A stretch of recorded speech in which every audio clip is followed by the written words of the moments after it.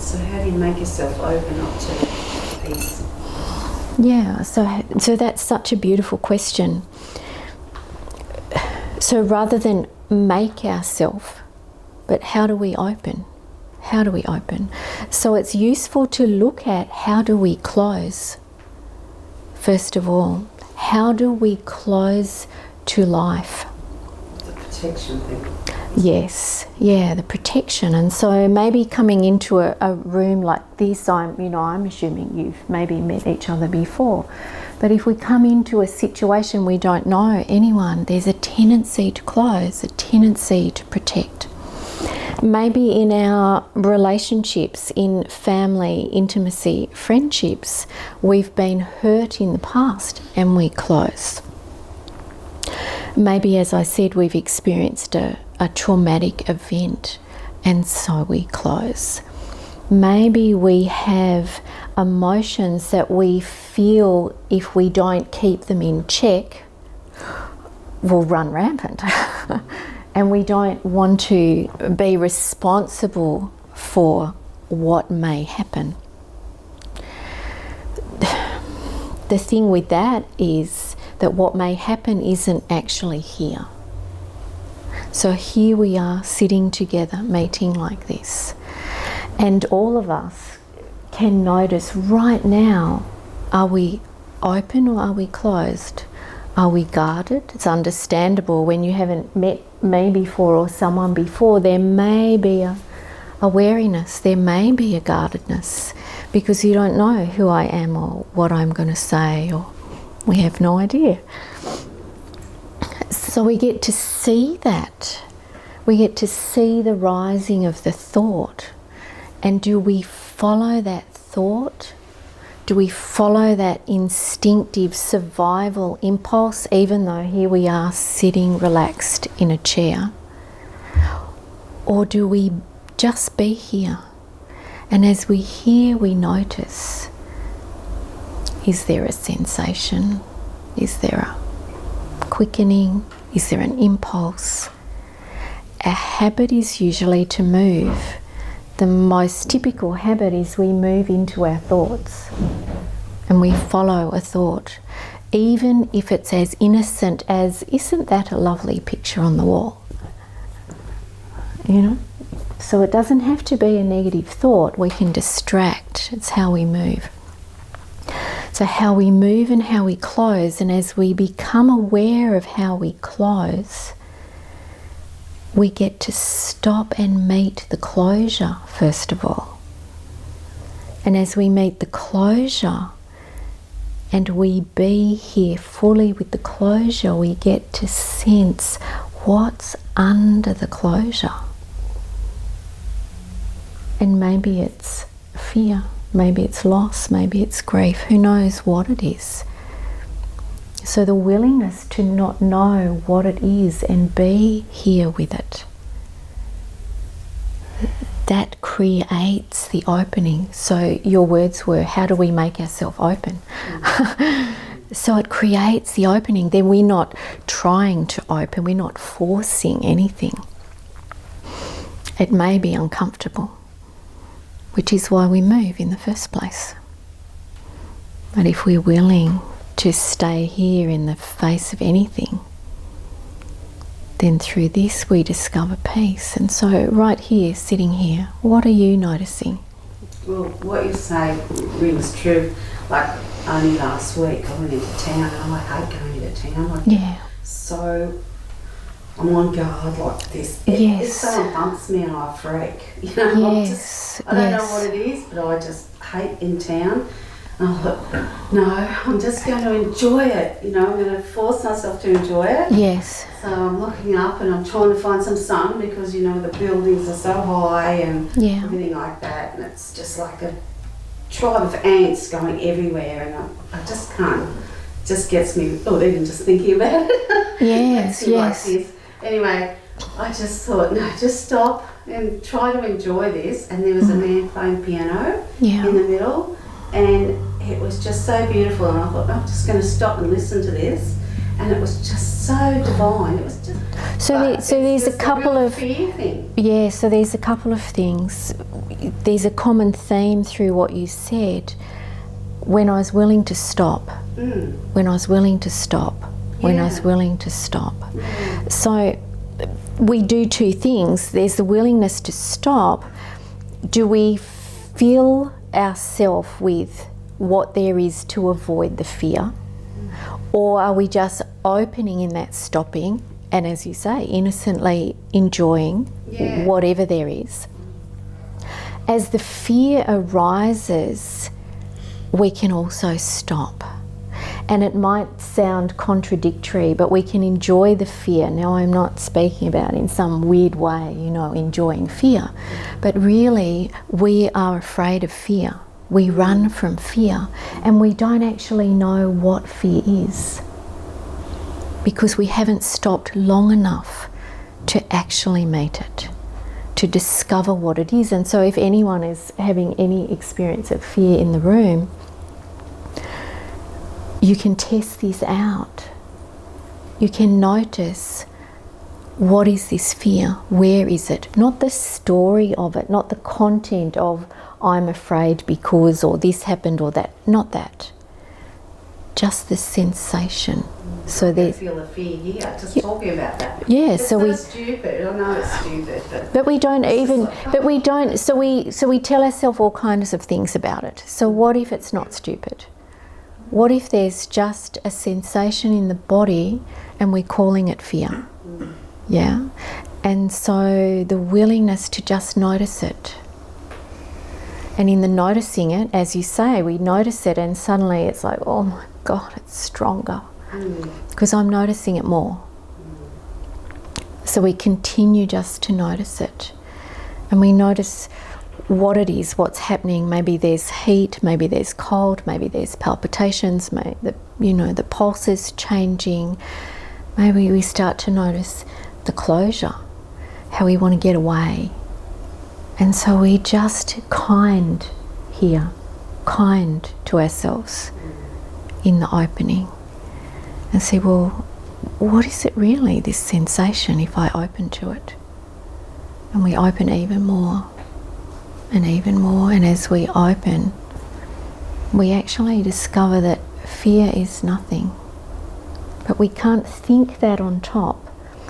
We can't think, oh, well, fear is nothing, and then go about our day, because it's still unaddressed. It's still not met. It's still not discovered. So in the willingness, what do you notice as you're just sitting here right now? Pain. Yeah, just from talking about it. Yeah. So what happens is, first of all, if we notice this, there was fear, and that original intent, move away. The willingness to be with the fear, then pain is noticed. Are we willing to open to the pain? Not knowing what it means, how it looks, what will happen. Will we be out of control? Whatever's going on, are we willing just to open to the pain? There's no pain that cannot be met. And this, I'm not saying this from an intellectual point of view. There really is not any pain that can't be met.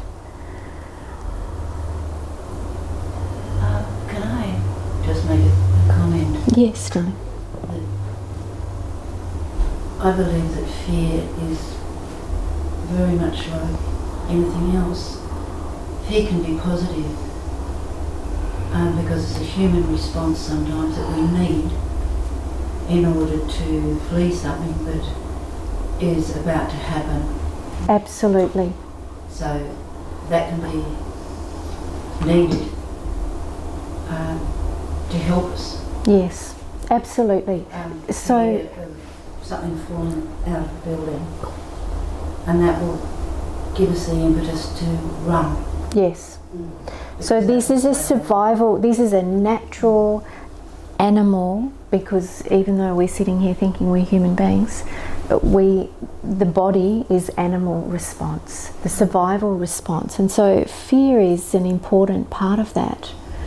The thing is, we're sitting here in this room, and if fear is going on, there is nothing falling out of a building. There is no tiger about to eat us. So that instinct is in overdrive, and we're fleeing physically, mentally, emotionally, distracting, trying to get away from fear that's not real. So most fear is mental fear, because this natural response that you speak of has gone into overdrive. So if part of the building is about to fall on you, what would that be an expression? So if the part of the building was about to fall, we wouldn't be sitting here thinking, am I having fear going on? We've already moved. That's how the survival drive works. It's propelled us already.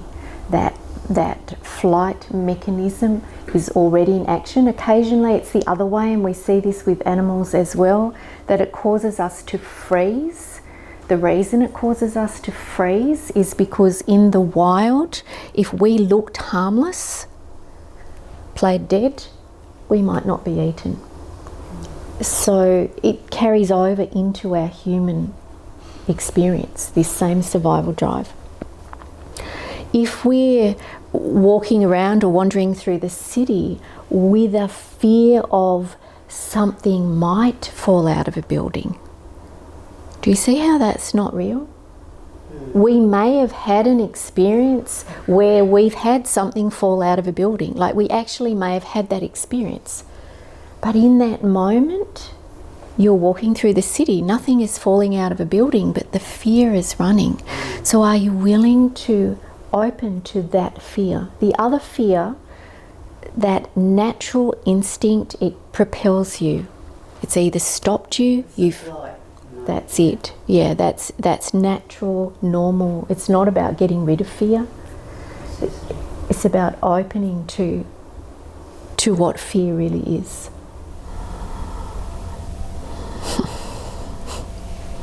So how's the sensation that you were experiencing?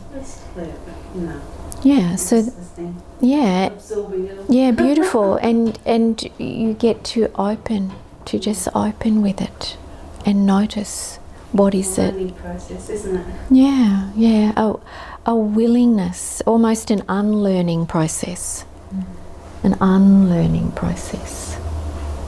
The discovery of this that we are, because we can't discover it with the mind. We can't know it with the mind. The mind is useful in so many ways, but it's hopeless at the truth. It has its, it has its own agenda, because it's part of the survival mechanism to keep us safe and alive as a species. So it's not about being against the mind, it's not about being against the thoughts, it's not about being against sensations or emotions. That's all part of this human experience. And the willingness to open to it, really to open to it. And discover the truth. If I meet the pain, and so when you say pain, I don't know whether you're referring to physical pain or emotional pain. 7 years ago, my teenage son died, and the agony of that, it was excruciating, and it was peaceful, because the willingness to be here fully with the pain, with the agony, with the death, with the unknown, with all of that, and there was physical pain too, as the trauma of going through that. But there was undeniable peace through all of it, because we can tell ourselves a story, especially when it comes to something like death. We can tell ourselves a story, the oh no, now I will never, now he will never, now we will never. Now we all have this. Maybe it's not a death, maybe a relationship ends, maybe we lose a job, maybe the cats run off, could be anything. And we tell ourselves a story about it, and we believe the story, and we suffer. Now the suffering causes so much pain. This clean pain that's here initially we can open to. We don't need to tell a story and suffer on top of pain. So then we get to discover there's no problem with pain. Now I don't mean that it's comfortable. I don't mean that it's easy. I don't mean that we're suddenly really smiling going, isn't this wonderful? What's wonderful is that we meet and open to the pain and still experience peace in the face of anything. Really, in the face of anything.